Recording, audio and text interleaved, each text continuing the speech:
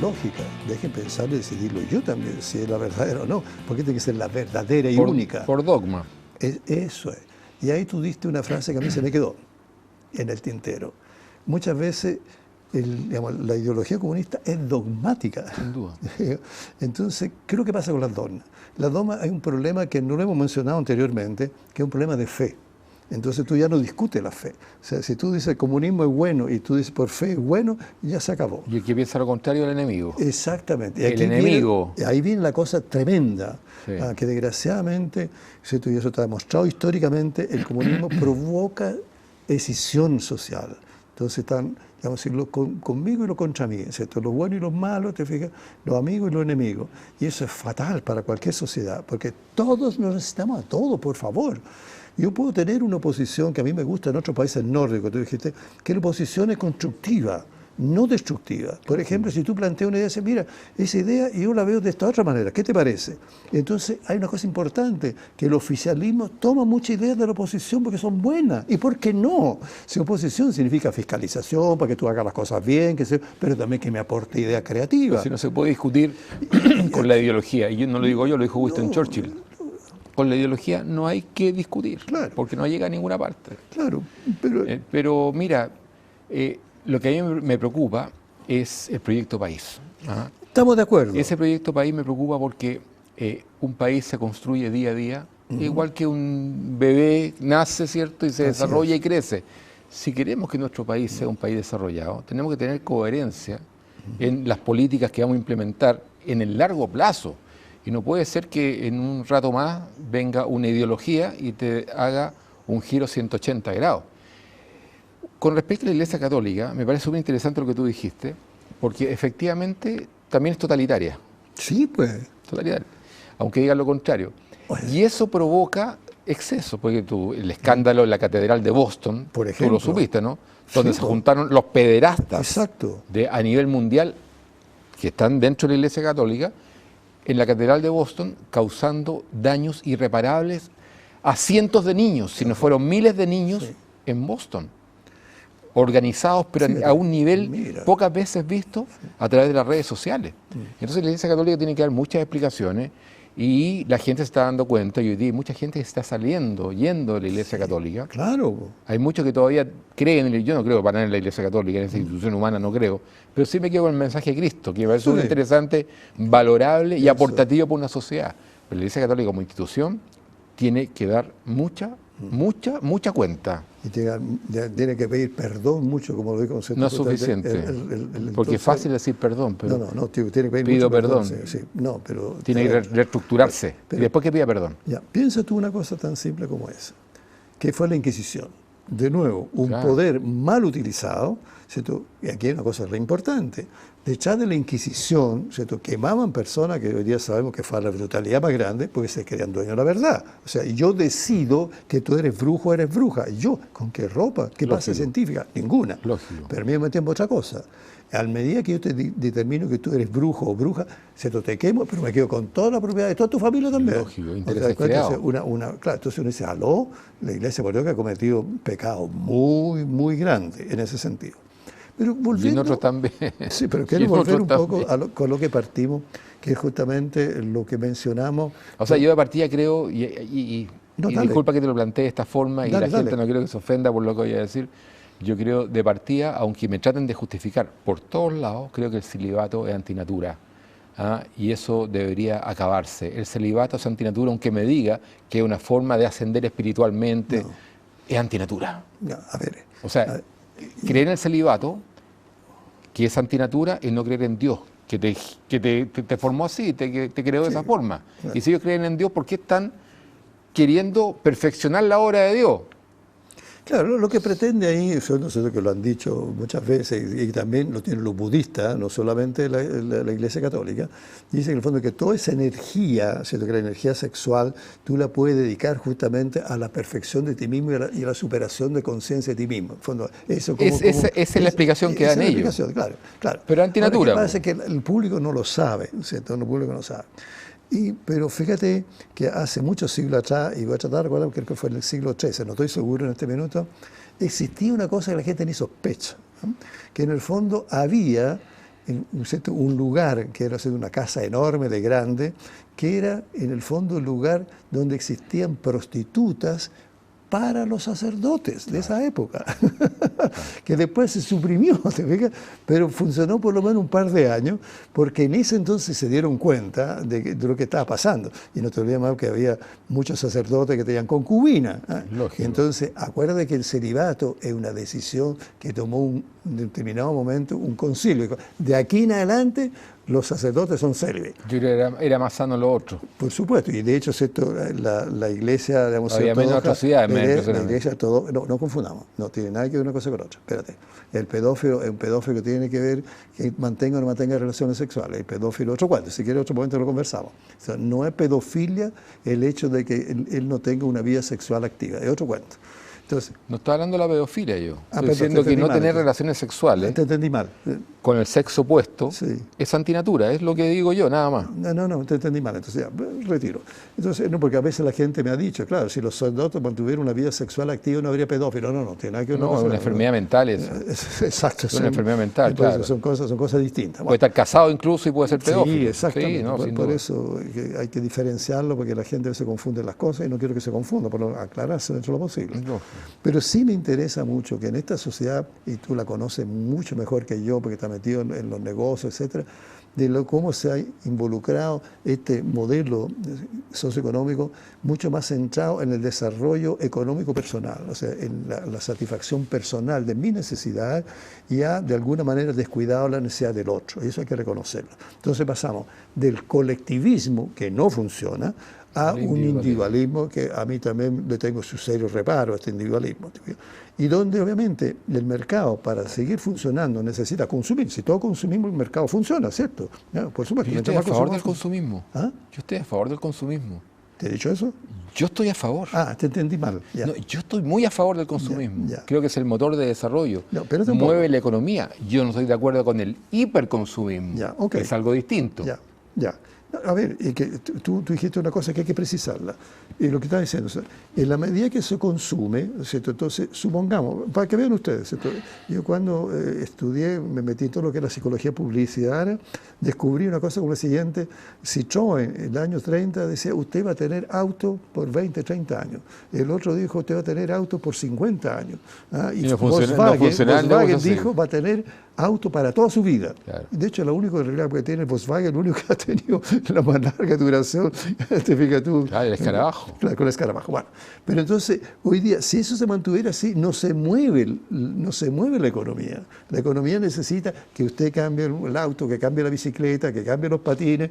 Entonces, eso mueve mucho la economía, pero al mover la economía mueve también salario, mueve empleo, mueve muchas cosas, hay que tenerlo presente.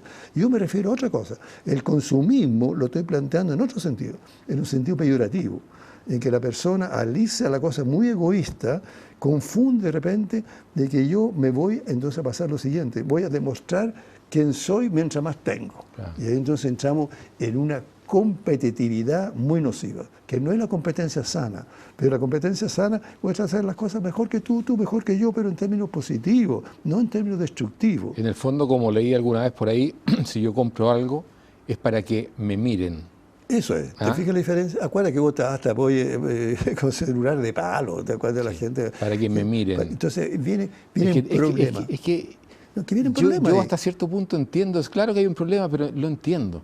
Fíjate que hay un tema que a mí me parece un tema fantástico, que lo podemos a lo mejor esbozar en este programa, que es la trascendencia. Muy buen tema eso. La gente también quiere trascender. Yo una vez conversaba con una señora con respecto a la trascendencia y me decía, no quiero que me olviden. Me dio pena, fue una cuestión súper emotiva. No quiero que me olviden. Nadie quiere ser NN, nadie quiere pasar desapercibido.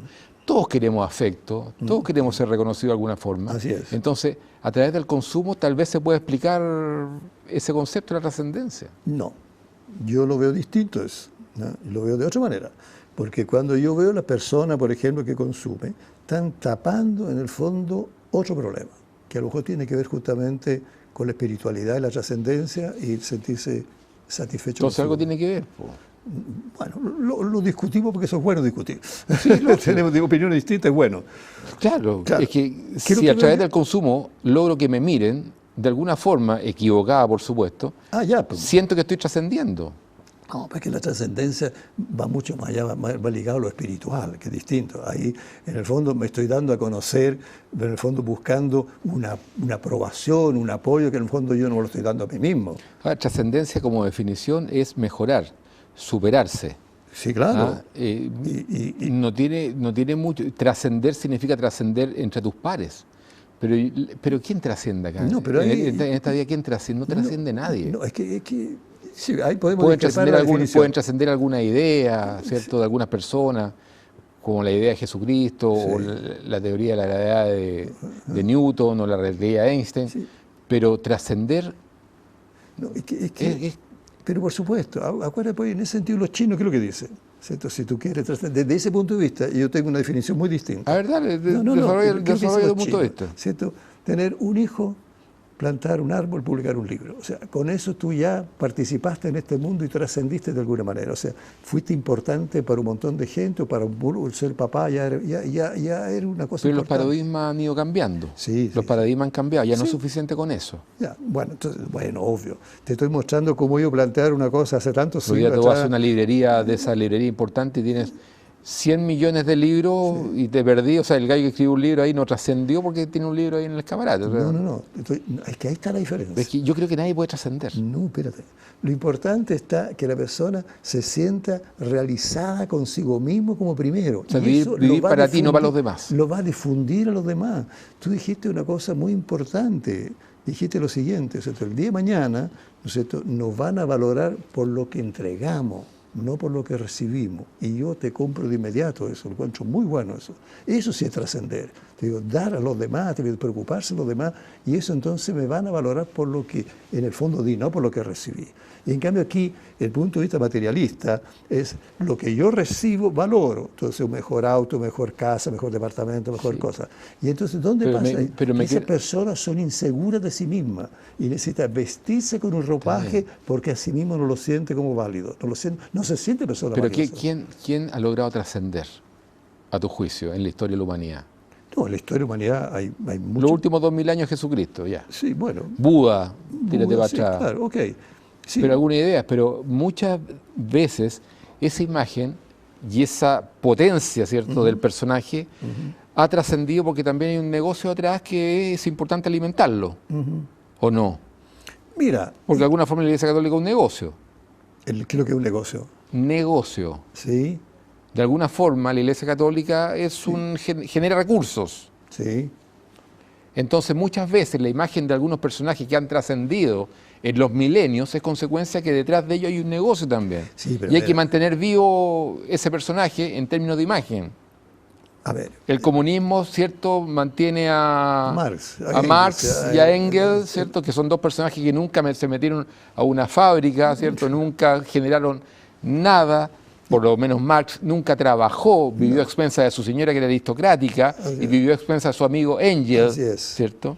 Nunca trabajó Marx, ¿cierto? Pero piensa inclusive- Pero trascendió porque hay una las ideología ideas, detrás. Eso, por las ideas, hombre. Pero trascendió porque también es bueno para cierta ideología, el comunismo, mantenerlo vivo, porque también representa un negocio, ¿cierto? Y una fuente revolucionaria, pues, un elemento importante para las revoluciones que quieren ellos desarrollar. Y eso lo han dicho los comunistas en Chile. ¿Ya? Sí, sí. Bueno, yo lo veo Están distinto. dispuestos a tomar las armas para llegar a un gobierno total. Lo han dicho. Sí, no, evidente. La revolución, Pero nos fuimos por otro lado, la dictadura parece. del pueblo, o sea, ahí nos fuimos por otro lado. Ya, Yo nos quiero fuimos por otro retomar, lado. yo quiero retomar porque lo veo mucho en mi consulta. Persona que cuando tiene una serie de ansiedades, la llena comprando cosas. Entonces, eso estamos viendo otro tema ahí.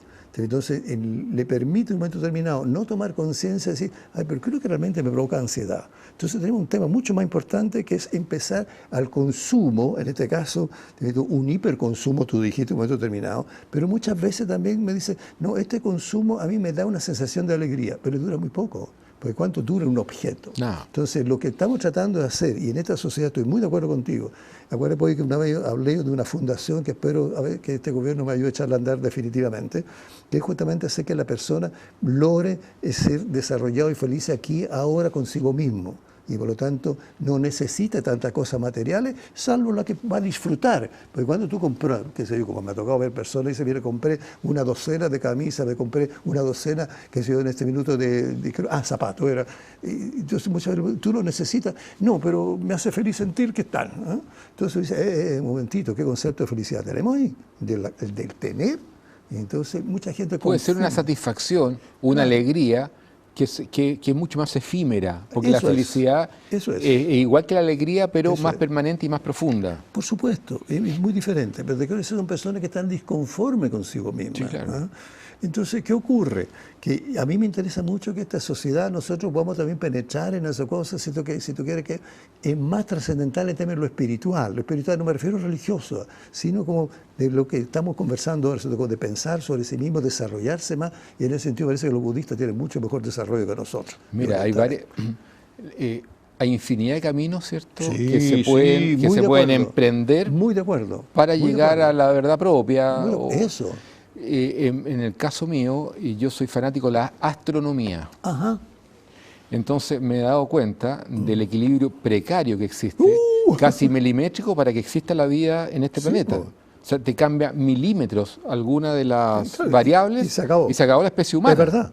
Que en los 13.800, no sé si la gente se va a aburrir con el comentario que voy a hacer, pero 13.800 millones de años desde que se produjo el Big Bang, que es la teoría más plausible hasta este minuto de la creación, y llegamos hasta hoy día, y si tú todo eso lo llevas a un calendario de 12 meses, la existencia del ser humano es los últimos 2 segundos. Fíjate. Entonces, cuando uno habla de trascendencia, bajo el prisma o bajo la visión de la astronomía, es imposible trascender. Imposible, desde ese punto de vista imposible. El universo observable tiene 2.000 millones de galaxias observables. Sí. Cada galaxia tiene 400.000 millones de estrellas. Cada estrella tiene una cantidad enorme de planetas.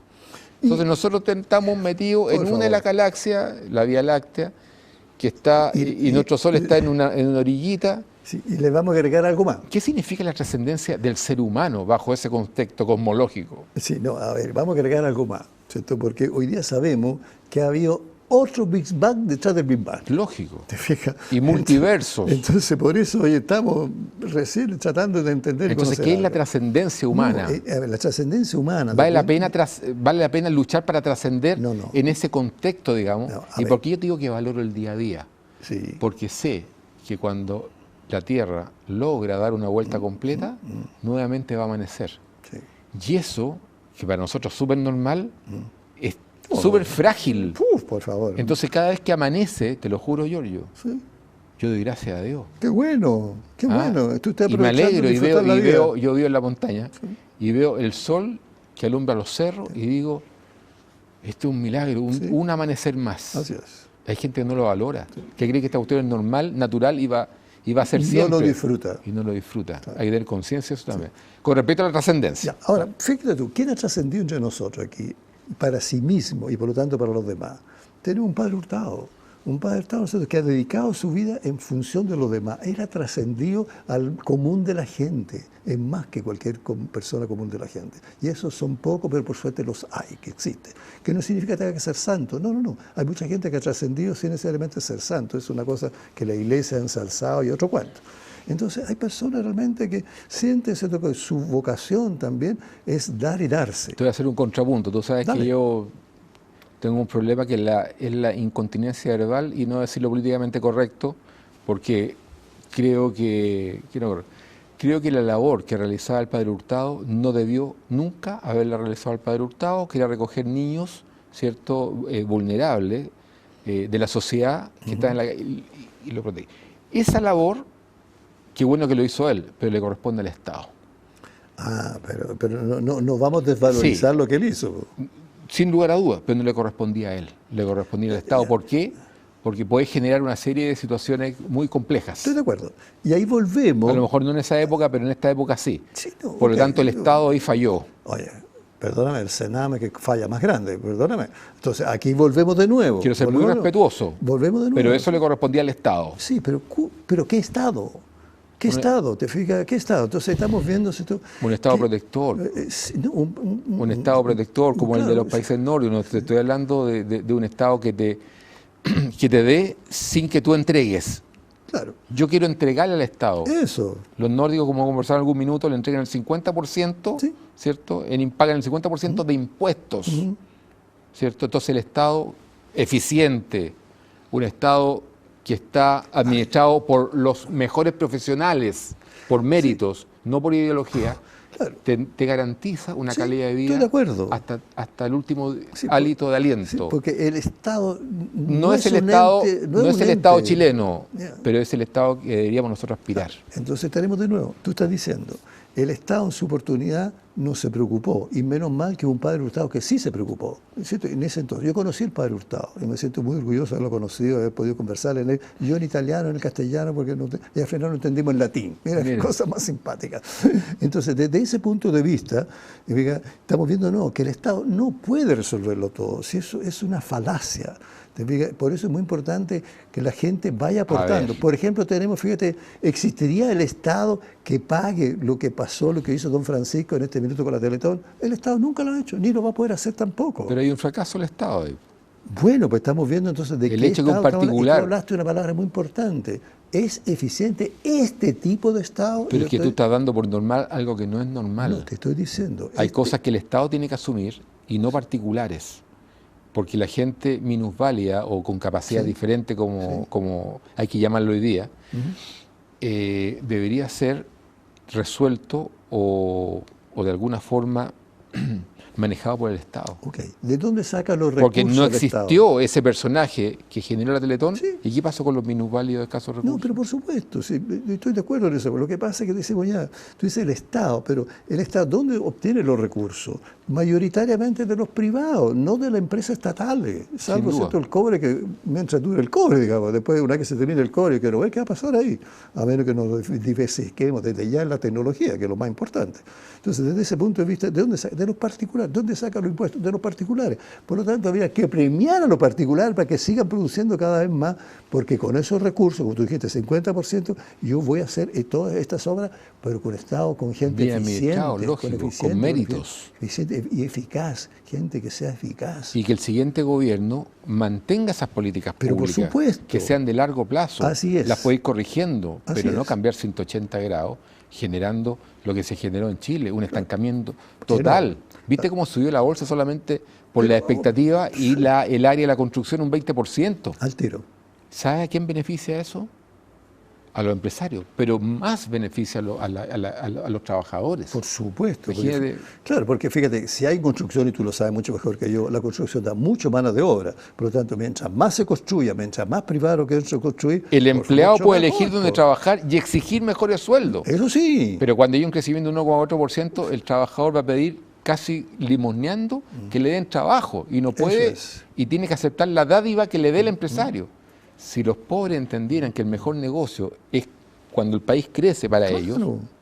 entenderían que votar por personas que generan recursos, efectivamente, sin permitir la colusión de los grandes No, no, empresarios, eso, sin yo- que el Estado realmente sea eficiente y vele por Sí, eso. digamos. claro. Pero Y ahí hay otra cosa que tú dijiste, yo quiero retomarlo también. Ojalá que si estas políticas públicas, que son buenas, se mantengan, no porque cambie el gobierno, entonces tengo que cambiarlas. ¿Pero Largo por plazo. qué? ¿Por qué? ¿Te fijas? Lo encuentro absurdo eso, no tiene sentido. Sí. yo sé que los países desarrollados, porque he tenido la posibilidad de ver algunos casos, digamos, las políticas públicas se proyectan para los próximos 25, 50 y en algunos casos 100 años. Bien, te fijas, y eso va a ir después cambiando con Y la un- tecnología y la cosa. y hay ¿no? se va Pero adaptando, hay una por supuesto, directriz. lógico. Hay una directriz. Lógico. ¿Y por qué? Si hay proyectos que son buenos, ¿dónde está el problema de decir, sí, esto lo hizo el otro gobierno, pero me parece tan bueno que lo quiero seguir? ¿Por qué no? Lógico. No, porque tiene una cosa nueva, tengo que cambiar todo, inclusive negarle el valor que ha demostrado que ha funcionado. ¿Por qué tenemos que negarlo? Es absurdo, ¿te fijas? Pero este tema se viene conversando hace muchos años.